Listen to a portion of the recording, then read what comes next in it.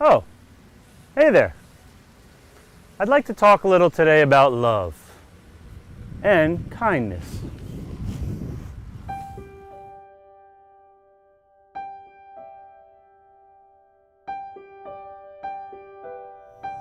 Hi, Les Raymond here with the Mindful Movement. Thanks for joining me today for another mindful tip. Today's talk is about loving kindness. Love is kind of a big deal, and so is kindness. And we're going to take a couple different takes on how to approach loving kindness as a practice or as an intention. So, a couple examples here. From a personal practice, I think we've referenced this before. On some level, everything we do is going to be a reflection of how we care about ourselves, what our worth is. So how we treat other people or how we treat our environment, how we feel about ourselves will be reflected in those behaviors. And it's very easy to either lose sight of how we care about ourselves and not pay attention, or to just not feel very good about ourselves. We could be carrying, you name it, shame, guilt, whatever, just regret, and develop like a cumulative feeling of, I don't feel good about myself. I don't like myself. I'm not good enough. I don't love myself. So having like a practice of, connecting with ideas of loving yourself would be really useful. And it's a practice. It's not like, oh, I decided today to love myself and that's the way it is for now on. Maybe some people could do that. I don't know any of those people. I know for me, it's a practice. So some ways to do that. You may have heard of like a metta prayer, a loving kindness prayer.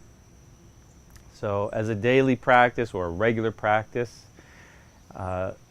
this is usually, I've heard this different ways. So I'll give you a couple examples. I use two little kind of loving kindness self practices for myself when I could remember when I'm feeling, kind of down in the dumps or whatever. If I could see that I'm feeling down and I have the awareness to recognize that, hey, this is not your A game today. You're feeling a little down. Let's do something to nourish. Let's self-nourish.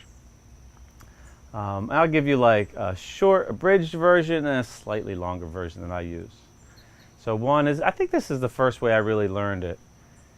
And I'll substitute either the words may I or I am. And there's no rules here. So you could try whichever one, and whichever one works for you, then use that one. So it goes like this. May I be safe. May I be happy. May I be healthy. May I live with ease. And it's just practicing saying that. So this could be for a minute, 5 minutes, 10 minutes, I don't care. Like, play around with it. Or I'll use the words I am. I am happy. I am safe. I am happy. I am healthy. I live with ease.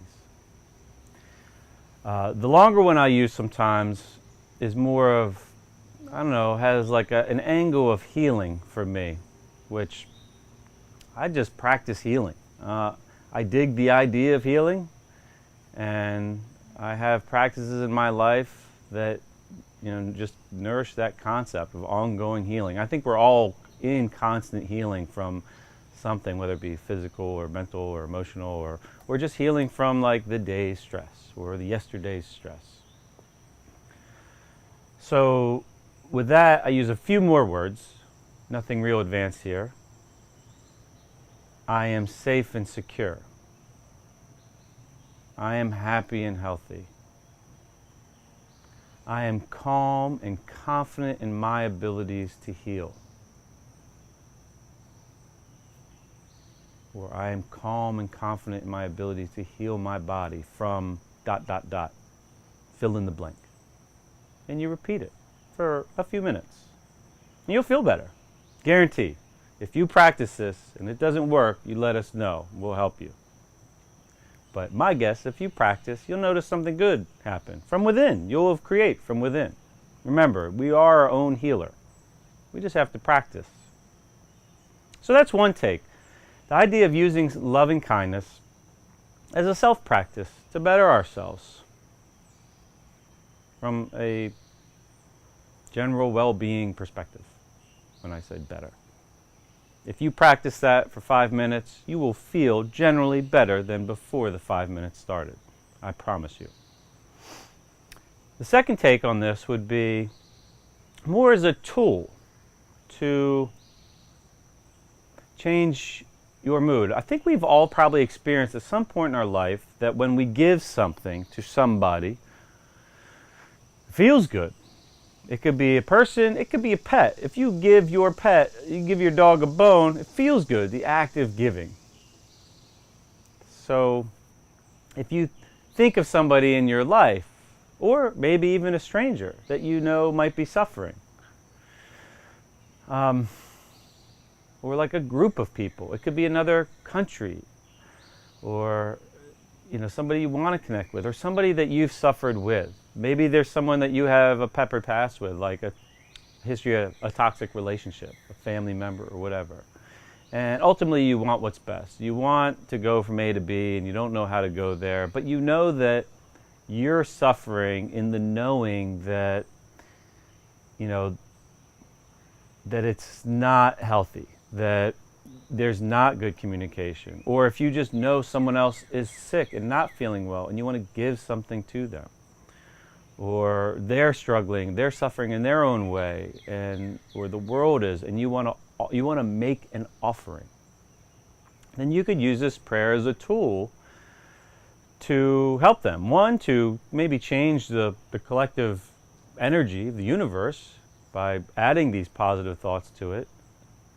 And some people would say that you could actually affect that person by sending them prayers. Many people would think that that's true. Some people don't. That's okay. But the practice also for yourself in the act of giving can have a powerful impact for you, just as when we give somebody a gift. So you could think of somebody in your life maybe that you want to connect better with, maybe, and you could, or somebody that you know is suffering, and you offer that same prayer. May so-and-so be safe. May they be happy. May they be healthy. May they live with ease. May you be safe. May you be happy. May you be healthy. May you live with ease. So with that practice, we improve our internal environment. Your brain will feel different by offering that gift. And you may impact theirs. Okay, the third take would be more of using loving kindness as like an intention, like a way of living, where maybe you're navigating a scenario, an experience in life, and checking in to say, okay, I know I live with intention of being loving and kind. So how can I respond in this experience with that in mind? So maybe there's a stressful experience and we could catch ourselves before we react maybe unskillfully to it and say, whoa, let me pause here. What's my intention here? Maybe it's a conflict at work with someone and the instinct is to yep, whatever. Well, they did this and so did this and you did wrong and I'm right. But maybe we could pause and say, well, ultimately, I know that I want to know myself as someone who lives with an intention of being loving and kind. So how can I know myself in a way in this experience where I could be that?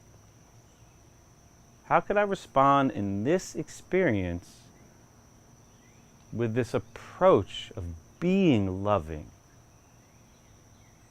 and being kind? And that could have a total change, a huge impact on how you handle that experience. And that can be powerful too. I think I read something similar. Let me try to pick this book correctly. I think it was the book Emotional Chaos to Clarity, written by Philip Moffat. Outstanding book. And I think he references like the difference of a goal and intention. And this would be really useful in this scenario. For instance, if our goal is to be like loving and kind, well, we're all going to fail at that sometimes. And what we don't want to do is identify ourselves with, whatever that outcome is. So like if we did something that in the moment that wasn't very loving, it wasn't very kind, we don't want to be like, oh, I'm not loving and kind. I ruined it. I'm not good. I screwed up. As opposed to just having an intention of, in this moment, on this day, I have this intention of living this way. And yeah, you're going to not express yourself perfectly in that way in every moment. But if we just go at life with this intention of living this way, we could lose some of the conflict of having it as this like goal, this destination that I got to get. And if I don't do it, then I've messed up and now I'm wrong and I'm not good enough.